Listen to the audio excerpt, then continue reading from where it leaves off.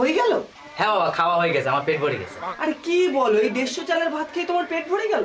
কম করে তো 1 কেজি চালের ভাত খাওয়া নাকি? না না না না না, আমি এত ভাত খেতে পারবো না। আরে কি না না না না, এই তুমি ওটা ভাত দাও তো।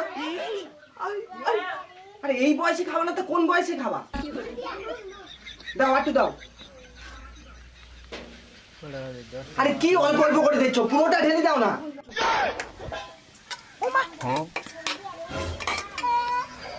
আরে তুমি আবার হা করে বসে রয়েছো কেন? জামাইরে মাংস দাও।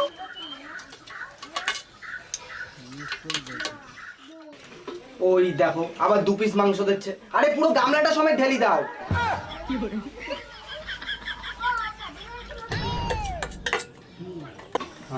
বাবা, এরপরে খেলে আমার পেট ফেটে যাবে, আমি অসুস্থ হয়ে যাবো, আমি আর খেতে পারবো না বাবা।